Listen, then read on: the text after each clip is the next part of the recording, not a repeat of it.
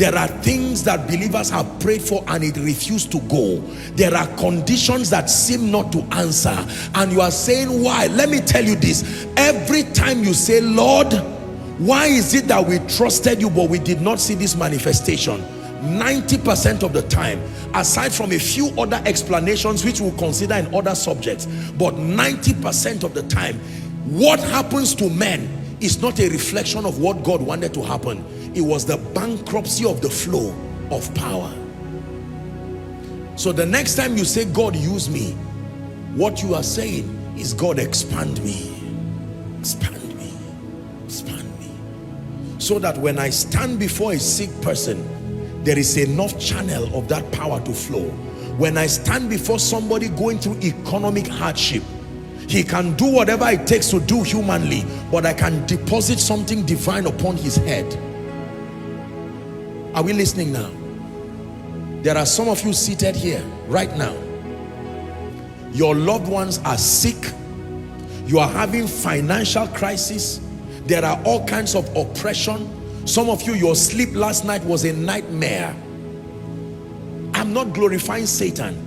I'm just trying to be honest with you. Some of you, whilst you are seated here right now, you are some of the most diligent believers with character, holiness, and integrity I know of. But nothing has happened in your life from January till now. You will not bribe, you will not cheat, yet you have not seen one real manifestation of the mercy of God. Something is wrong. Something is wrong. Our generation has to bring an answer as to why a woman will pray and fast on a sick bed and not recover till she dies. As to why somebody will say, I am a child of God, I will not take bribes, and he will remain poor till his children cannot go to school. We need answers. The assignment of the church is to bring answers. If we keep fooling ourselves, shying away in irresponsibility, and just creating all kinds of pictures and making it look like it is problems of members, sooner or later they will leave us and go to seek whatever they feel can help them.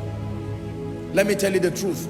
The church was designed to be a place of answers, and I challenge every servant of the living God, including myself, that while we commend ourselves for the little God is doing, we must be honest with ourselves. The world is asking questions we are either not hearing or being deafened by our arrogance over little, and we are not staying to get real answers. We need answers. Tell me why the cancer plaguing me does not seem to reduce after prayer, and yet the Bible says, by his stripes I am healed. Tell me why integrity does not seem to reward in my life. Tell me why I raise my child in the fear of the Lord and he becomes something else. Where else should I go for answers? I've gone to the school, it attempted to give a few answers. I went to intelligent people, it attempted to give a few answers. I listened to my government, it attempted to give a few answers. You have told me that the mountain of the Lord's house shall be exalted above every other mountain. Now I have come. Give me answers as to why my prayer over Satan does not seem to drive him. Give me answers as to why my confessing of the word does not seem to produce result. Can I tell you, the person who stands with God to say, Lord, use me to answer this question, will be about the most valuable person in this generation. Use me to answer this question. Use me to answer this question. Use me to rewrite this narrative, that you become an answer to a question that is in the hearts of men.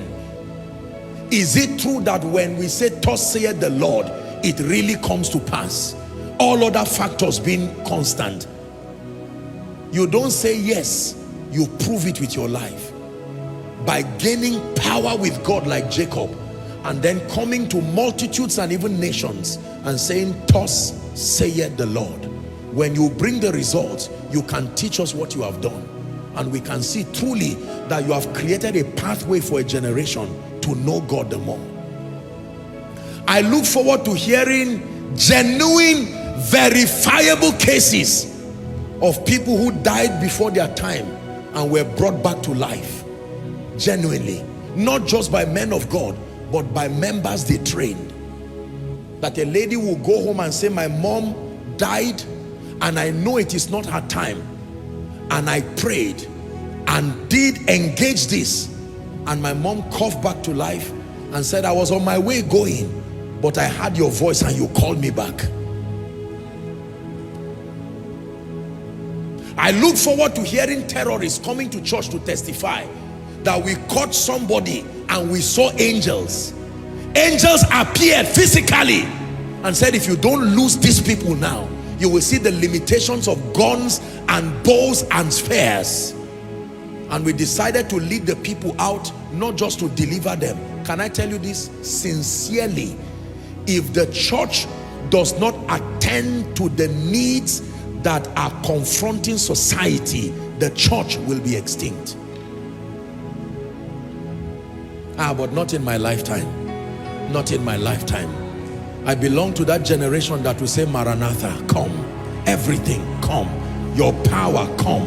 Your wisdom, come. Your glory, come. According to the power that worketh in us. Unto him be glory in the church. In and through Joshua Selman. So whilst you are seated here, you are not just becoming a believer to get a job, get promotion. You are receiving what empowers you and planting a hunger within your spirit. Some of you, after this program, you will go and have a retreat for 2-3 days and say, Lord, I'm not looking for power to satisfy my lust. The kind of alignment I need to submit to for God's sake host more of you. Let it happen to me.